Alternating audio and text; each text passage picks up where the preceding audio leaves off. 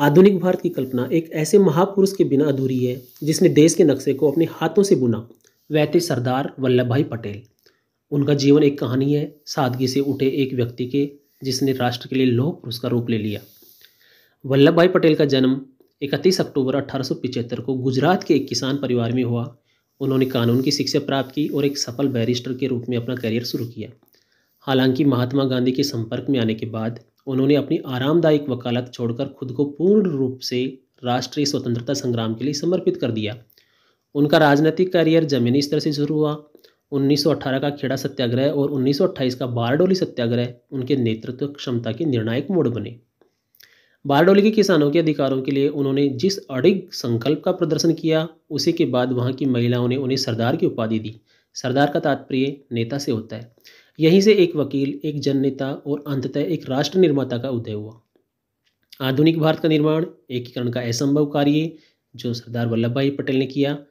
सरदार पटेल का सबसे महान योगदान भारत की राष्ट्रीय एकता की नींव रखना है। 15 अगस्त 1947 को भारत को स्वतंत्रता तो मिली, लेकिन वह लगभग 565 छोटे बड़े देसी रियासतों में बटा हुआ था। तो इस तरह से स्वतंत्रता मिलने के बाद भी भारत टुकड़ों में बटा हुआ सरदार वल्लभ भाई पटेल को मिला।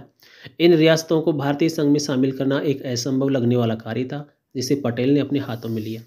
भारत के पहले उप प्रधानमंत्री और गृह मंत्री के रूप में उन्होंने असाधारण कूटनीतिक दृढ़ता और दूरदर्शिता का प्रदर्शन किया।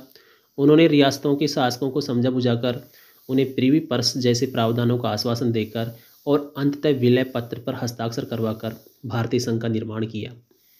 रणनीतिक दृढ़ता, जहाँ बातचीत विफल हुई वहाँ उन्होंने कठोर कदम उठाने से संकोच नहीं किया।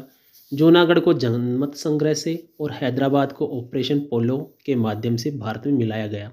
ऑपरेशन पोलो एक सैन्य कार्रवाई थी। अखंड भारत के वास्तुकार, केवल 2 वर्षों के भीतर सरदार पटेल ने भारत के बिखरे हुए भौगोलिक टुकड़ों को जोड़ा और आधुनिक भारत के मानचित्र को अंतिम रूप दिया। यही कारण है कि उन्हें राष्ट्रीय एकता के शिल्पकार के रूप में जाना जाता है। पटेल ने केवल देश को जोड़ा ही नहीं, बल्कि इसे चलाने के लिए एक मजबूत ढांचा भी प्रदान किया।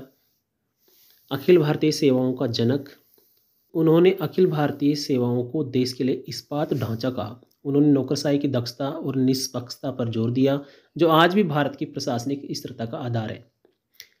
उन्होंने माना कि एक मजबूत केंद्रीय सरकार ही देश की विविधता को संभाल सकती है। सरदार पटेल का जीवन हमें सिखाता है कि राष्ट्रीय हित हमेशा व्यक्तिगत या क्षेत्रीय हितों से ऊपर होना चाहिए।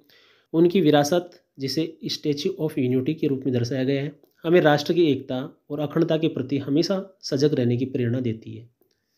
दोस्तों, कैसा लगा आपको ये वीडियो? यदि अच्छा लगा हो तो लाइक करना, सब्सक्राइब करना चैनल को और अपने साथियों के बीच शेयर करना। कमेंट बॉक्स में जाकर कमेंट करके हमें बताना कि आपको ये वीडियो कैसा लगा। मिलते हैं किसी ऐसे ज्ञानवर्धक वीडियो के साथ। तब तक के लिए जय हिंद, जय भारत।